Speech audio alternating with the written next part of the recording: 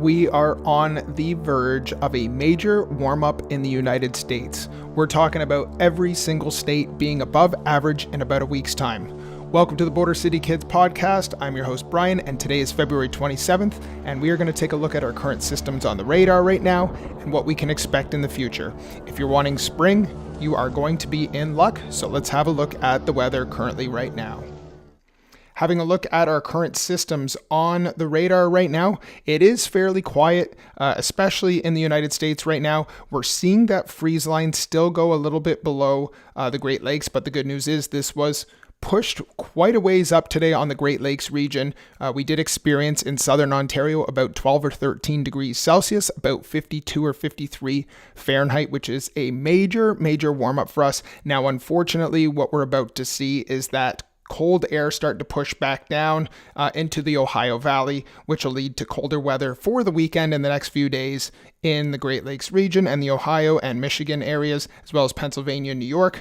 But you have to hang on for another 4 or 5 days before we start to see some major changes. Off to the west coast on Vancouver Island, we're still seeing that moisture being brought in, which rides the jet stream into the east coast, which is where we usually see our storm setups. And I think we're going to see a very active pattern with a heavy moisture being pushed up from the United States down towards the Texas area, being pushed toward the Great Lakes region. So I think we're going to be seeing either a lot of snow or a lot of rain in the future. Now, looking at this one system here that's up in Quebec right now, it's a very fast moving system, but it is dropping a little bit of snow up into northern Quebec. We are seeing, and this is for Saturday and Sunday.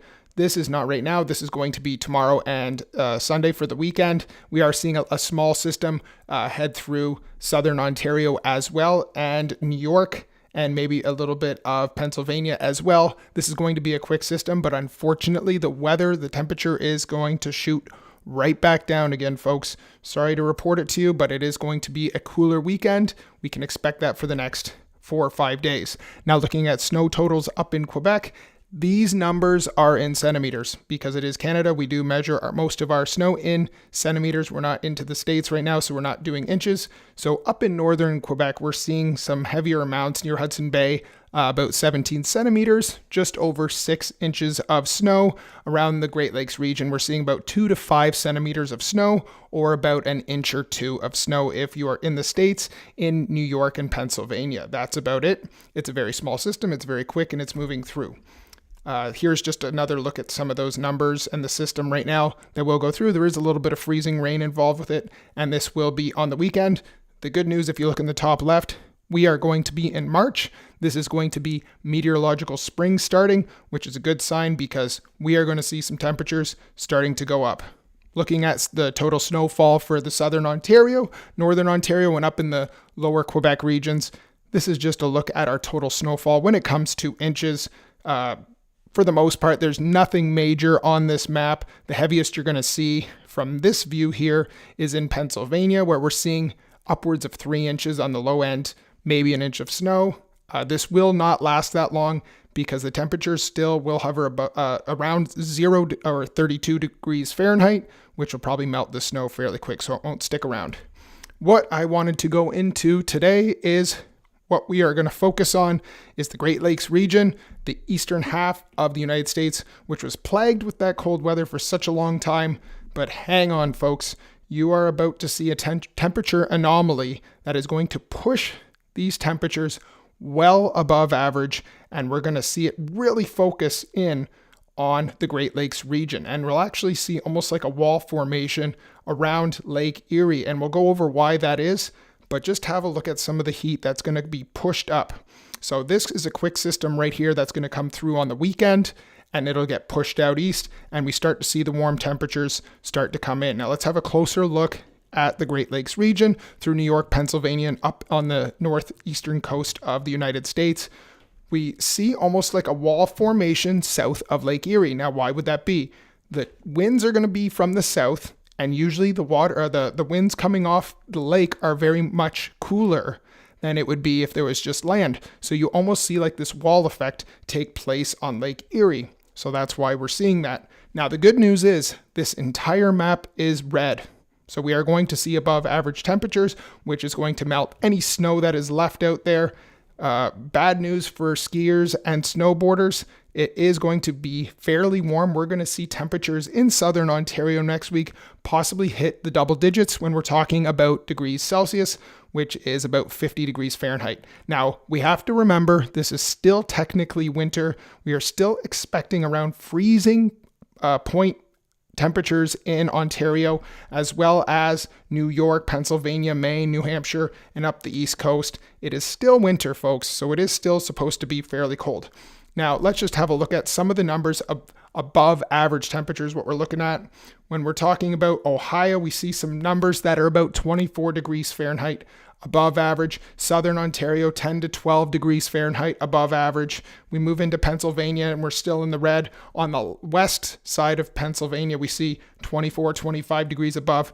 This is going to shift northeast, and we're going to go over what that looks like in the 6-day temperature probability map. But first, let's have a look at what the actual temperatures are going to be.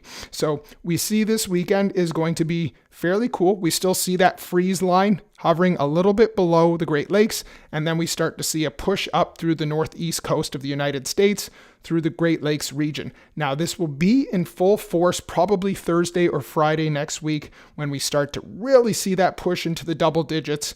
Hopefully by next weekend, we see about 13, 14 degrees Celsius, which is slightly below 60 degrees Fahrenheit in the Great Lakes region. And this is going to melt any snow that is left out there. Now, the problem with this is because it's so unusually warm and we have a lot of moisture being pushed up, you're probably going to be starting to see a lot of rain. And that's just what happens with early springtime temperatures starting to kick in. Now, you look at the Gulf Coast through Florida, we are seeing well into the 80s, low 80s, high 70 degree temperatures along that Gulf Coast, the lower parts of Florida hitting almost mid 80s. Texas is almost into the 90s. I believe we did hit 100 degrees already in southern Texas already, but we are starting to see a lot more moisture and warm air start to being pushed from the south part of the United States, which is going to push its way up north. Now it's going to be a battle for a bit before spring eventually lets go, and we start to see quite a bit of a warm up. You see the western half of the United States pretty much in double digits when we're talking about Celsius, or above 45 degrees Fahrenheit, which is very nice. Now, here's what I want you to see, and this is our 6-day temperature probability outlook. We have the entire U.S. covered in above average temperatures in the next 6 to 10 days, which is huge. Now, we do see a very focused area on those southern states such as Louisiana, Mississippi, Arkansas is into it, Tennessee, Kentucky, Ohio, South Carolina, North Carolina, parts of that, Georgia, and some spots in Florida.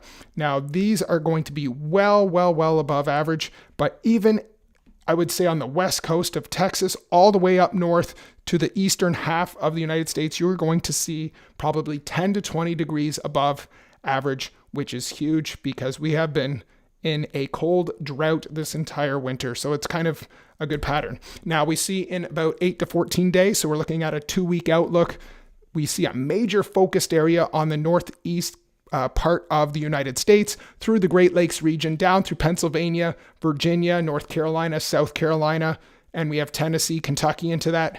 These are going to be well above average. Now, the only problem with this is that it's about 10 to 14 days away, so we can't be 100% accurate, but all signs are pointing red, which is big news, and I'm happy to report that to you. So that is what we're looking at. Signs are looking good. We are getting into meteorological spring starting March 1st, which is Sunday. It's a good sign for everyone, especially if you want some warmer weather and you've been in the East Coast of the United States or Southern Ontario or the Great Lakes region. I'm Brian, and this is the Border City Kids podcast. Thank you for joining me. I'll give you another update soon. Take care. See you soon. Have a good weekend.